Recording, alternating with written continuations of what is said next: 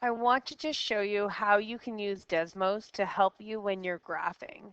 So the first thing that you want to do is you want to go to Desmos. So in my Google search bar, I will type in Desmos and hit enter.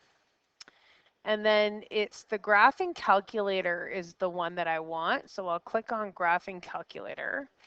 And then from there, it's just a matter of subbing in your equation. Now, just to be very clear, with Desmos, you don't have to put in the equation as y equals, but if you want a table, which we do, you have to. So anything that you input into Desmos is going to be a y equals equation. If your equation isn't given to you that way, you're going to need to rearrange it.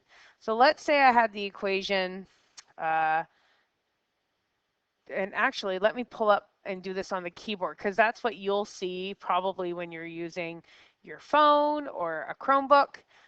But let's do, let's say 2x, and then I want to square it. So I'm going to do this a squared right there. And then plus 2, let's say. And we get this nice looking graph that looks like a U.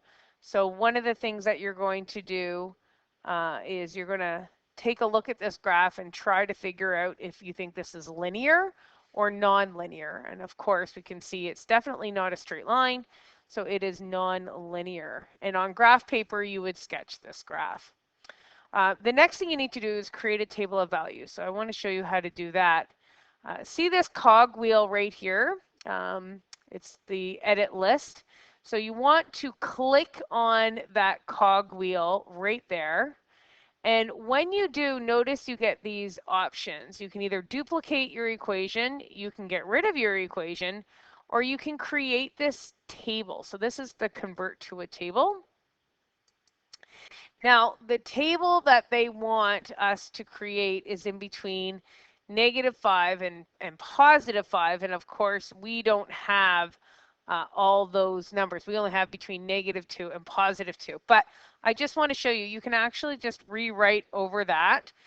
So I can replace that with a -5. And then if I just click down, -4, whoops, -4, and this one -3, and -2, -1. And then if I keep clicking down, I can even extend my table. So 0, 1, 2, 3, 4, and 5. And now this is the table that you want to copy beside your graph that you've copied out. And then from there, do your first differences and then second differences, or sorry, just your first differences. And then tell me what you notice about those first differences. So you're looking to see if you get that constant number or not. So that's what you're going to be looking at. And that's it. So it's the cogwheel right here that will give us a table from our graph. But remember, your graph has to be inputted in as y equals in order to have that option for the actual cogwheel.